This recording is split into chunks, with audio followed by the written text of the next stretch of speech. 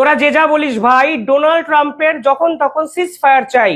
আন্তর্জাতিক স্তরে সিজ ফায়ার এবং ডোনাল্ড ট্রাম্প যেন বর্তমানে সমার্থক হয়ে গেলেন কালকে রাতের পর।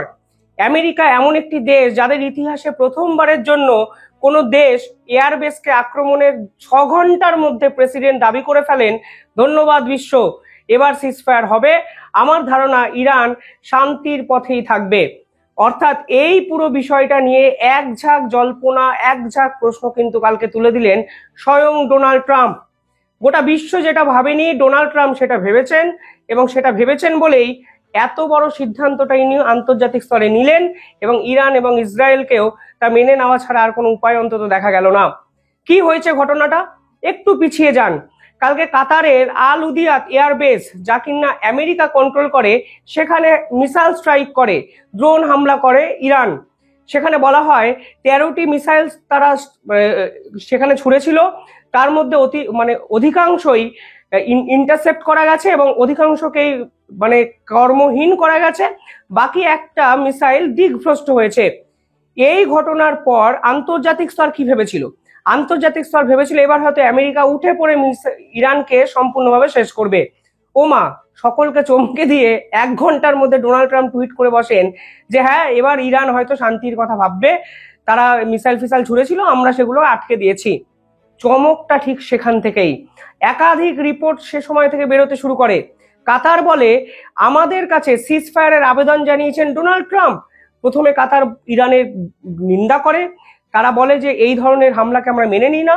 সৌদি বলে আমরা ইরানের পাশে নেই, এই ধরনের হামলাকে আমরা মেনে নিই না। তারপরে কাতার আবার বলে ডোনাল্ড ট্রাম্প নাকি কাতারকে অনুরোধ করেছেন তিনি যেন ইরান এবং ইসরায়েল বা আমেরিকার মধ্যে সংঘর্ষ বিরোধী চুক্তি করতে একটু বিষয়টা যেন দেখে নেন। কাতার এই পুরো বিষয়ে ঝাঁপিয়ে পড়েন এবং 1 ঘন্টার মধ্যেই ডোনাল্ড ট্রাম্প একটি টুইট করে দেন, যেখানে তিনি দাবি করেন ইরান এবং ইসরায়েল নাকি দুজনেই সিজ ফায়ার এগ্রিমেন্টে সই করবে। মিনিট 5 পর ইরানের পক্ষ থেকে বিবৃতি আসে, সেখানে বলে এরকম তো আমরা কিছু জানিই না, আমাদের মধ্যে এখনো কোনো এগ্রিমেন্ট হয়নি সিজ ফায়ার নিয়ে। অর্থাৎ ডোনাল্ড ট্রাম্প দাবি করে দিলেন সিজ ফায়ার হবে। ডোনাল্ড ট্রাম্পের মিলিটারি বেসে অ্যাটাক করলো ইরান। ডোনাল্ড ট্রাম্প বদলা না নিয়ে সিজ ফায়ারের ঘোষণা করে দিলেন সোশ্যাল নেটওয়ার্কে। আন্তর্জাতিক স্তর রীতিমতো ভাবছেন ডোনাল্ড ট্রাম্প তো করে দেখিয়ে দিলেন, যদিও ইরান বলছে এই ধরনের কোনো এগ্রিমেন্ট অন্তত ডোনাল্ড ট্রাম্পের টুইটের আগে বা পরে হয়নি। ঘটনা আরো চলতে লাগলো। আন্তর্জাতিক স্তর বুঝতে শুরু করলো এই পুরো বিষয়টার মধ্যে এত কিছু ফিসি জিনিস এখনো লুকিয়ে আছে, যা হয়তো সামনে আসছে না। একদম অপারেশন সিন্দুরের পর্ব। ডোনাল্ড ট্রাম্প ঘোষণা করে দিলেন সিজ ফায়ার হবে। পাকিস্তান সিজ ফায়ারের কথা বললেন অনেক পরে। ভারত বলল আমরা তো এখন এগ্রি করছি না সিজ ফায়ারে, তুমি কোথা থেকে কোন মানুষ এসে একটা সিজ ফায়ারের ঘোষণা করে দিচ্ছ? যুদ্ধ হচ্ছে আমার আর পাকিস্তানের, তুমি আমেরিকায় বসে একটা টুইট করে দিচ্ছ যে সিজ ফায়ার হয়েছে। পরবর্তীকালে ভারতের বিদেশ মন্ত্রী বললেন যে সত্যি সিজ ফায়ারের আবেদন পাকিস্তানের পক্ষ থেকে এসেছিল এবং আমেরিকা আমাদের অনুরোধ করার পর আমরা বলি সরাসরি পাকিস্তানের সেনাপ্রধান যেন আমাদের দেশের সেনাপ্রধানকে অনুরোধ করেন, কারণ এই সিদ্ধান্তটি আর্মির সিদ্ধান্ত। অর্থাৎ যে কোনো দেশের যুদ্ধ মানেই ঢুকে যাচ্ছে আমেরিকা, সিজ ফায়ারও ঘোষণা করে দিচ্ছে আমেরিকা, কিন্তু সেই দুটো দেশ জানে না বলেই আজকে সকালে ইরান এই সিজ ফায়ারের এই কোট আনকোট সিজ ফায়ারকে সম্পূর্ণভাবে অগ্রাহ্য করে ইসরায়েলের উপর আক্রমণ চালালো। ইসরায়েলের উপর তারা মিসাইল স্ট্রাইক করলো, ইসরায়েলের ক্ষয়ক্ষতি হলো। ডোনাল্ড ট্রাম্প আবার একটা টুইট করলেন। ডোনাল্ড ট্রাম্প বললেন এবার থেকে সিজ ফায়ারটা কিন্তু শুরু হবে, কেউ যদি এই সিজ ফায়ার লঙ্ঘন করে তাহলে এই পৃথিবী কিন্তু ফের একবার অশান্ত হয়ে যাবে। অর্থাৎ ডোনাল্ড ট্রাম্পের 6 ঘন্টার আগের এই টুইটই ইরান কার্যত পাত্তাই দিল না। উল্টে তারা দাবি করলো আমরা এই ধরনের সিজ ফায়ার করিনি। শুধু দাবি নয়, তারা ইসরায়েলের উপর মিসাইল বর্ষণ করে ইসরায়েলের ক্ষতি করলো। এবং তারপরেও ডোনাল্ড ট্রাম্প টুইট করলেন হ্যাঁ, এবার হয়তো শান্তিটা ঠিকঠাক হবে, প্লিজ এখন থেকে আর কোনো যুদ্ধ খেলা খেলবেন না। ইসরায়েল কি করবে? ইসরায়েলের যে লং টার্ম জিওপলিটিক্যাল গোল ছিল, যা ইরানের নিউক্লিয়ার অ্যাসেট গুলোকে সম্পূর্ণ চূর্ণ বিচূর্ণ করা এবং নিউক্লিয়ার প্রোগ্রামকে ভেস্তে দেওয়া, তার কি হবে? সেই প্রশ্নের উত্তর ডোনাল্ড ট্রাম্পের কাছে কি আছে, নাকি পুরোটাই গটাপ খেলা খেলে সেই নোবেল পাওয়ার জন্য সিজ ফায়ার ঘোষণা করে শান্তি দূত হওয়ার একটা মহান প্রচেষ্টা ডোনাল্ড ট্রাম্প করলেন? সেটাই কিন্তু এখন সব থেকে বড় প্রশ্ন। কেন বলছি ভয়ঙ্কর রিপোর্টের কথা? দেখুন, আমেরিকা দাবি করেছিল এখানে ইরানের যে নিউক্লিয়ার সাইট গুলো আছে, যেমন ফোর্দো, নাতানজ এবং বাকি যারা যে সকল ঘাঁটিগুলো আছে সে তার উপর অ্যাটাক করেছে। তথ্য কি বলছে জানেন, বিভিন্ন নিউজ পেপার বলছে যখন এই অ্যাটাকটা করা হয়েছিল, এই অ্যাটাকের অ্যান্টিসিপেট অনেক আগে ইরান করে ফেলে ওইখানে যে এনরিচমেন্ট হওয়া ইউরেনিয়াম গুলো ছিল সেই ইউরেনিয়াম গুলো অন্য জায়গায় ইরান সরিয়ে ফেলেছিল। স্যাটেলাইট চিত্রতে দেখা যায় একের পর এক লরি সেই নিউক্লিয়ার সাইটগুলোর বাইরে দাঁড়িয়েছিল এবং সম্ভবত সেই লরি করেই নিউক্লিয়ার যে পদার্থগুলো ছিল, ইউরেনিয়াম গুলো ছিল, সেগুলোকে অন্য জায়গায় গোপন আস্তানায় আগে থেকেই ইরান সরিয়ে ফেলেছিল। কারণ ইরান তো জানতো এই ধরনের কিছু একটা হবে। 10-12 দিন বিষয়টা কেটে গেছে, আমেরিকা কেন অ্যাটাক করেনি সেটাই তো প্রশ্ন ছিল এতদিনের। কেন ইসরায়েলকে সামনে এগিয়ে দিয়ে আমেরিকা পিছন থেকে ছড়ি ঘোরানোর চেষ্টা করলো, এই প্রশ্ন কিন্তু আজকের দিনে উঠবে। অর্থাৎ আন্তর্জাতিক স্তরকে আমেরিকা দেখাতে চাইলো যে আমরাই শেষ কথা এই পৃথিবীর, দেখো তোমাদের নিউক্লিয়ার সাইট আমরা ভেঙে তছনছ করে দিলাম, যদি আমাদের কথা তোমরা না শোনো তাহলে এই রকম পানিশমেন্ট আমরা করেছি এর আগে, এখনো করব।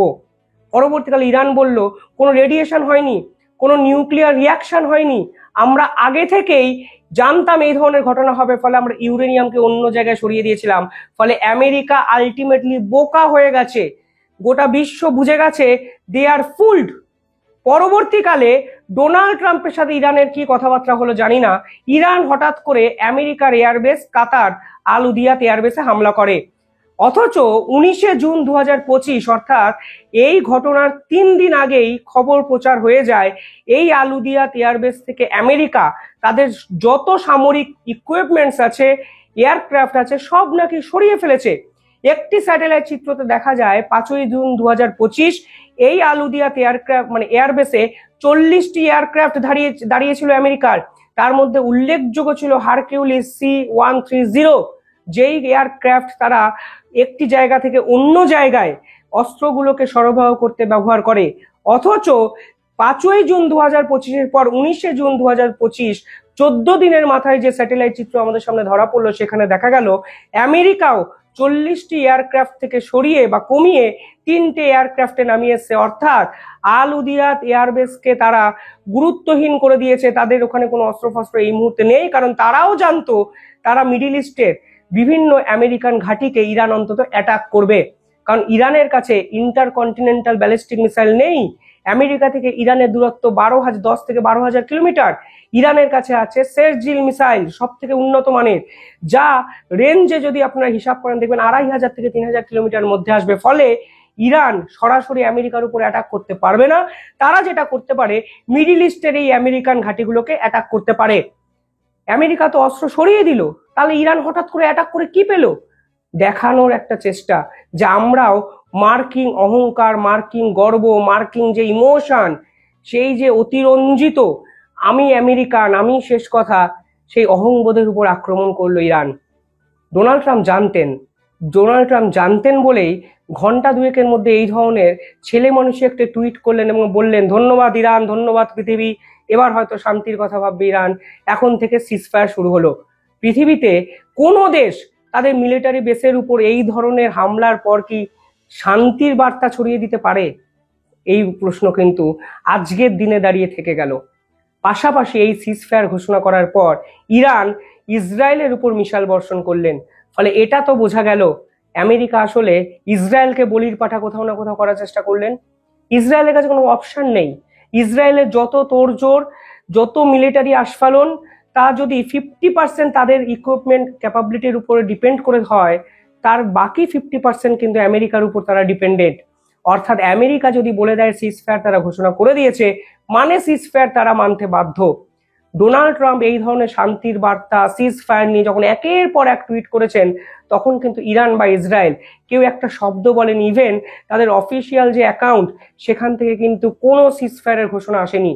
অর্থাৎ বোঝাই যায় তখনও কিন্তু সিজফায়ারের এই খেলাটা কিন্তু হয়নি। আজকে সকালে আমরা দেখলাম ইসরায়েলের উপর মিসাইল বর্ষণ করা হলো ইরানের পক্ষ থেকে।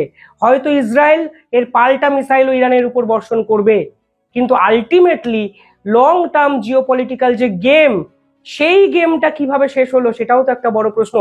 কোথায় নিউক্লিয়ার প্রোগ্রাম শেষ হলো ইরানের? কোথায় নিউক্লিয়ার সাইট শেষ হলো ইরানের? কোথাও মিডিল ইস্টে শান্তি ফিরবে কি, নাকি ইরানের রেজিম চেঞ্জ করার যে ভুয়ো কথাবার্তা আমেরিকার পক্ষ থেকে আন্তর্জাতিক স্তরকে খাইয়ে দেওয়া হয়েছিল, সেই গোলও কি পূরণ হলো ডোনাল্ড ট্রাম্পের? প্রশ্ন কিন্তু থেকেই যায়। আর সিজ ফায়ার করানোর এক অদ্ভুত নেশা এই ডোনাল্ড ট্রাম্পের যদি আগামী 4 বছরও এরকম ভাবে থাকে এবং প্রত্যেকটি দেশের যুদ্ধে নিজে থেকে ঢুকে গিয়ে সিজ ফায়ার করিয়ে দেওয়ার প্রবণতা যদি ডোনাল্ড ট্রাম্প বজায় রাখেন, তাহলে ডোনাল্ড ট্রাম্পের নোবেলটাকে আটকায়। কিন্তু সত্যি শান্তির প্রতীক।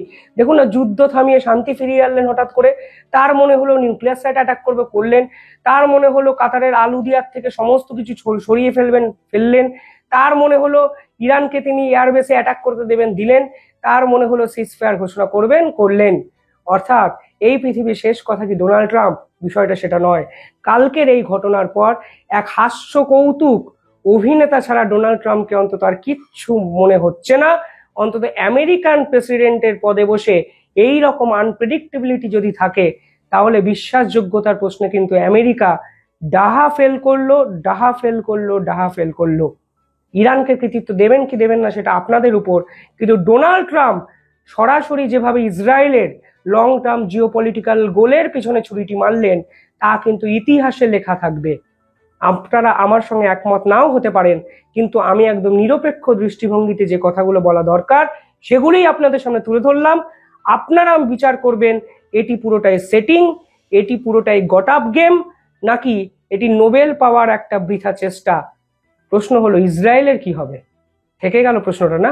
কমেন্টে জানাবেন কি ভাবছেন আপনারা। ধন্যবাদ।